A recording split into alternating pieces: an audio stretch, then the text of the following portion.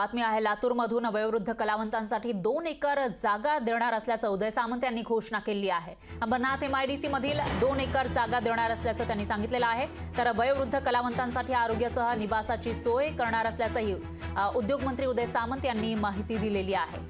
तर 20 कोटी रुपये खर्च करून वयोवृद्ध कलावंतांची सोय केली जाणार असल्याचं त्यांनी सांगितलेलं आहे। वयोवृद्ध कलावंतांसाठी 2 एकर जागा देणार अशी घोषणा उदय सामंत यांनी केलेली आहे। त्यामुळे जे कलावंत आपलं जीवनभर कला सादर करत असतात आणि वयोवृद्ध झाल्यावर त्यांना कोणी विचारत नाही असं म्हटलं जातं, त्यांचे हाल होताना सुद्धा लोकांनी बघितलेले आहे। त्याच कलावंतांसाठी आता इथं सोय केली जाणार आहे।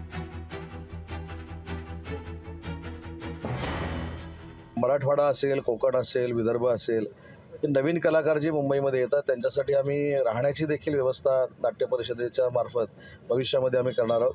आणि सगळ्यात महत्त्वाचा भाग जो मला वाटतो की आपले नाट्य कलावंत जे आहेत, जे बुजुर्ग आहेत, त्यांना राहण्याची ज्या ठिकाणी उतारवयात त्यांची व्यवस्था होत नाही, त्याच्यासाठी MIDC मार्फत 2 एकर जमीन द्यायचा निर्णय अंबरनाथला आम्ही घेतलेला आहे।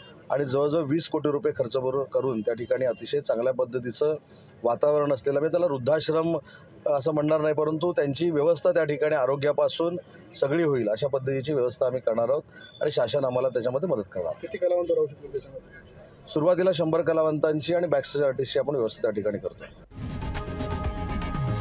लोकशाही मराठी ऐका, पहा, जागरूक रहा।